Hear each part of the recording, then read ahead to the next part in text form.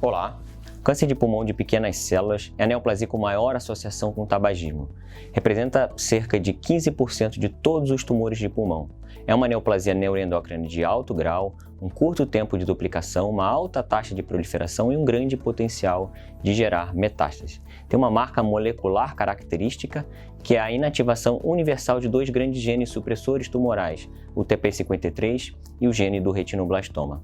Do ponto de vista de estadiamento, para poder desenhar o melhor plano de tratamento, se divide de uma maneira simplificada em dois grupos: pacientes com doença limitada ao tórax e pacientes com doença extensa.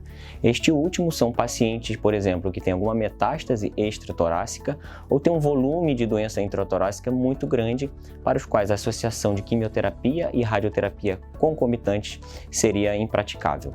Para aqueles pacientes com câncer de pulmão de pequenas células de doença extensa, o tratamento para a doença extensa não mudava há mais de 3 décadas. Era um tratamento baseado em platina e etoposídeo ou irinotecano, tinha até altas taxas de respostas iniciais, porém a maior parte dos pacientes progredia em 6 meses e uma sobrevida global mediana de menos de 10 meses.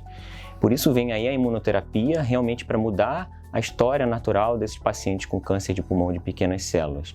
E o estudo CASPIAN é um grande estudo de fase 3, global, randomizado, que testou a eficácia da associação da imunoterapia com a quimioterapia em primeira linha desses pacientes com câncer de pulmão de pequenas células, doença extensa. Os 2 primeiros braços do estudo randomizaram os pacientes com a combinação de durvalumab, que é um anticorpo anti-PDL1, numa dose fixa de 1.500 mg, em associação com quimioterapia, uma combinação de carboplatina ou cisplatina, mais etoposídeo a cada 3 semanas por 4 ciclos inicialmente, seguidos de durvalumab numa nova posologia de 1.500 mg dose fixa a cada 4 semanas, até progressão ou toxicidade limitante.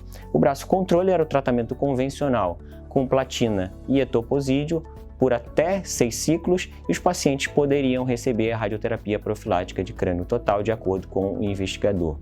A associação do durvalumab representou um ganho significativo de sobrevida global, com uma redução do risco de morte de 27%, uma mediana de sobrevida global de 13 meses e cerca de 54% desses pacientes estavam vivos em 1 ano. Então, os resultados dos estudos do CASPIAN sacramentam o papel da imunoterapia nesses pacientes com câncer de pulmão de pequenas células, doença extensa, e a recente aprovação pela Anvisa coloca o durvalumab como mais uma opção no tratamento desses pacientes com câncer de pulmão de pequenas células, doença extensa, em associação com quimioterapia.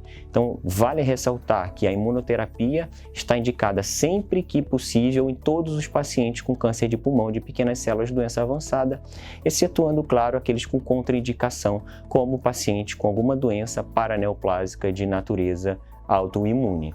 Vale ressaltar também a nova posologia do durvalumab de 1.500 mg dose fixa a cada 4 semanas, que pode ser um pouco mais confortável para os pacientes.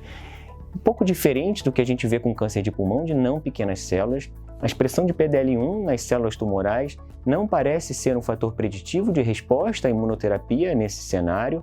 Até os pacientes com tumor de pulmão de pequenas células, doença extensa, uma pequena parcela desses pacientes apresentam positividade para a expressão de PDL1 nas células tumorais. A expressão de PDL1 nas células imunes vai ser fruto de novos estudos. E para o futuro médio, até a longo prazo, a gente vai melhorar um pouco a caracterização molecular e fenotípica desses tumores de pulmão de pequenas células, para que a gente tenha uma melhor individualização do tratamento. Bom, muito obrigado.